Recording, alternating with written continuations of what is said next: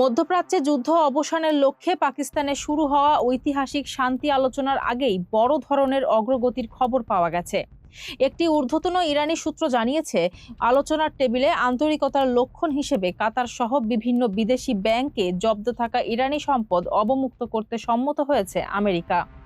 যদিও ওয়াশিংটন এখনো এ বিষয়ে প্রকাশ্যে কোনো মন্তব্য করেনি।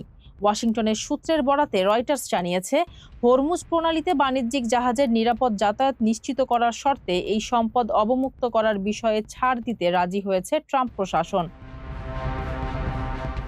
যদিও সিবিএস নিউজকে দেয়া প্রতিক্রিয়ায় ওয়াশিংটনের অন্য এক কর্মকর্তা বিষয়টি অস্বীকার করেছেন।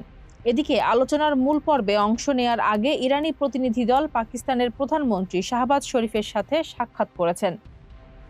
ইরানের রাষ্ট্রীয় গণমাধ্যম জানিয়েছে, এই সাক্ষাতের মাধ্যমেই আমেরিকা ও ইরানের মধ্যকার চূড়ান্ত আলোচনার আয়োজনসমূহ নিশ্চিত করা হবে। পাকিস্তানি গণমাধ্যম জানিয়েছে, ভাইস প্রেসিডেন্ট জেডি ভ্যান্সের নেতৃত্বে আমেরিকা প্রতিনিধি দলও পাকিস্তানের প্রধানমন্ত্রীর সাথে সাক্ষাৎ করেছেন। ফারজানা হাসিন, মানবকণ্ঠ।